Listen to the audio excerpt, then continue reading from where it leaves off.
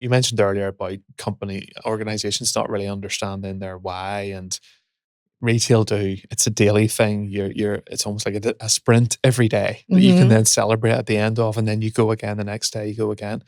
Why do you think a lot of companies don't really have that sense of their why? And because if you're so inspired by so many of us are so inspired by, what on earth are we here for in this Yeah. organization? Yeah. Why do we turn up every day? Why is it that so many businesses don't have that? I know. I think it's, part of it is identifying your purpose. And sometimes that can get a bit muddled. Like that story always comes back to me about, John F. Kennedy went to NASA and spoke to the janitor and he said, "What are you doing?" as he was mopping the floor. And he said, "I'm putting a man on the moon." And so like that whole, I'm invested in this. I know what our purpose is and I'm a part of it no matter what my role is, how small it is, or how insignificant you might think it is. And I think when we're talking about culture and when we're talking about how we bring people in, talk about our core values, relate to them on their level, because you want people who are working for you that can really relate. They feel like, oh yes, my values are the same as yours. And that's how you kind of build that culture. There are lots of ways to build culture. I won't get into all of them, but I think that you have to be really clear with your purpose. And when you're doing your recruitment and you're hiring, you need to be looking at people who share in the same values, have the same interests. And those interests might change over time, and that's fine. That's what turnover is all about, getting fresh perspectives in the door. But initially, you want to make sure that the people on your team all have the same passion. As you meet with the people profession and all the people that includes, what are some of the big issues that you're hearing right now? Oh gosh. I mean, that's a big question. There's a lot of issues that I'm kind of hearing all of the time. I mean, first of all, when I speak to our membership, there's a lot of grumbling going on right now about the potential costs of this new legislation that's coming in with the Good Jobs bill.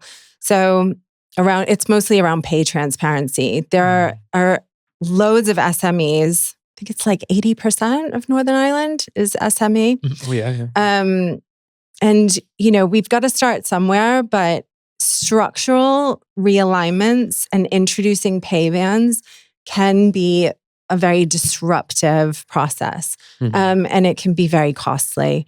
And when employees feel that their work is undervalued, I mean, that's what we're discussing. We've got an event coming up on the 17th at our reward network, and we're going to be discussing the pay transparency and the legislation that's coming in. But it's definitely at the top of people's agenda, especially when they feel like we don't have the money to change our processes and to do this reporting that they want, or to put in pay bands. And then we might lose some people because you'll be at the top of a pay band and I'll be at the bottom, but we do the same job. Only one of us is male and one of us is female. So, it's that kind of apprehension, but, it's coming. And I think it can be a step in the right direction. And we're trying to support our people through that process. I mean, if I was to talk to you about the biggest workplace shift that I think no one is ready for, is that there's a growing trend I'm seeing with Gen Zs and millennials who are walking away from the traditional path to management. So according to a recent article I saw, like Gen Z don't aspire to become managers, and millennials are burned out by leadership expectations because it feels thankless, underpaid, and all-consuming. And I'm completely generalizing here, but this isn't just a generational attitude problem. This is like a wake-up call for employers. Speaking to recruiters, I have really good relationships with recruiters locally, but they're trying for months to place executives and advising organizations that we're heading into a leadership gap if companies don't start to rethink how they build teams, how they incentivize, and really support people leadership. So yeah, I think we're really heading into this big leadership gap, and nobody's talking about it. But young professionals today, right? So if you think about people who are joining the workforce, they want impact over authority. They want autonomy over hierarchy. They want flexibility over rigidity. So these are things that they're asking for, but we're like pushing people to get promoted up the corporate ladder in a way that seems really outdated. But actually, if we redesign leadership paths and, if people actually want to walk down them, then we'll be focusing more on like maybe investing in mentorship programs or reframing the leadership beyond managing people and kind of looking at how those leadership paths would align to more modern values. And I think that's the key, is we need to think about what they want, because what they don't want is the responsibility of being a manager. And that's what report after report is telling us. Where even in my own organization and, CIPD has very fair working practices. But if you think about a couple of years ago, even, we were talking about the 4-day work week and flexible hybrid working and what's this doing to productivity? And now there's all this talk about like return to the office, and everybody needs to be in the office 3 days a week. And if you want this senior management job, you need to be in the office. And so it's like, well, okay, where are we shifting? It just seems to be moving away from the hybrid models that we were all kind of aspiring to. What do you think there is a reason for that, though, moving back to the office? Yeah, I mean, I think that in the productivity studies that we saw from organizations who did 4-day work weeks, there was no real evidence that showed productivity was so much better than people who were working 5 days a week in a hybrid situation or working in an office 3 days a week. So I think it depends on the person. I think it depends on the role. But I also think if we're seeing this gap in leadership, we need to be widening our nets, not narrowing them. Mm-hmm. Yeah.